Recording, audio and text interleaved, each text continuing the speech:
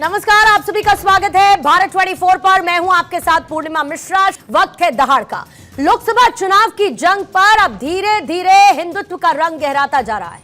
सियासी दल हिंदुत्व की सीढ़ी के सहारे चुनावी इशारे कर रहे हैं और मकसद वोटर्स के बीच अपनी जगह को तलाशना है।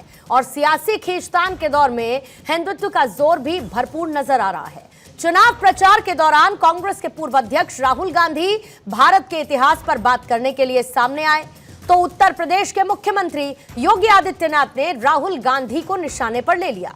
उत्तर प्रदेश के मुख्यमंत्री योगी आदित्यनाथ ने कहा कि राहुल गांधी हमेशा अपने वक्तव्यों के जरिए चर्चा में बने रहने के आदी हैं, लेकिन जिन्हें भारत के इतिहास और भूगोल की जानकारी नहीं, वो इस तरह की अनर्गल टिप्पणी ही करेंगे। जिन लोगों ने अपने आप को एक्सीडेंटल हिंदू कहा, वो भारत के इतिहास के बारे में चर्चा करेंगे तो ये हास्यास्पद ही होगा। यहां पर योगी आदित्यनाथ ने राहुल गांधी को एक्सीडेंटल हिंदू कहते हुए उन पर हमला बोला। अब ये एक्सीडेंटल हिंदू वाली थ्योरी कहां से आई, इसी पर करेंगे चर्चा। लेकिन उससे पहले राहुल गांधी का स्टेटमेंट और जवाब में योगी आदित्यनाथ ने क्या कहा, पहले वो सुनिए।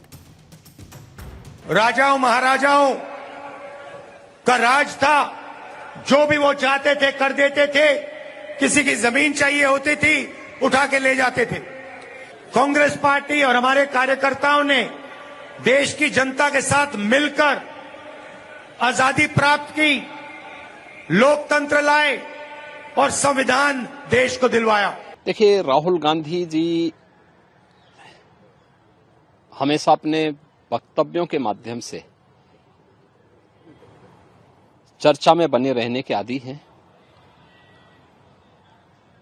जिन्हें भारत के इतिहास और भूगोल की जानकारी नहीं है, वे इस प्रकार की अनर्गल टिप्पणियां करेंगे ही। खासतौर पर जब मैं राहुल गांधी की बात करता हूं तो मुझे याद आता है कि जिन लोगों ने कभी अपने आप को एक्सीडेंटल हिंदू कहा है,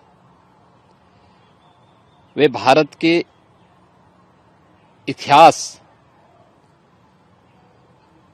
के बारे में चर्चा करेंगे तो ये हास्यास्पद ही होगा। हालांकि ये कोई पहला मौका नहीं जब यूपी के सीएम योगी आदित्यनाथ ने एक्सीडेंटल हिंदू वाली बात कहकर विपक्ष को घेरा हो। इससे पहले भी योगी आदित्यनाथ कांग्रेस और उनके नेताओं को एक्सीडेंटल हिंदू बताते रहे। 3 हफ्ते पहले ही 10 अप्रैल को जम्मू कश्मीर के कठुआ में भी सीएम योगी ने चुनावी रैली में विपक्ष को एक्सीडेंटल हिंदू बताते हुए घेरा। तब सीएम योगी ने कहा था कि एक्सीडेंटल हिंदुओं ने राम कृष्ण पर भी सवाल खड़े कर दिए थे। इससे पहले जनवरी 2022 में जब यूपी के विधानसभा चुनाव हो रहे थे, तब भी योगी आदित्यनाथ का यह दावा था कि नेहरू अपने आप को एक्सीडेंटल हिंदू कह चुके हैं।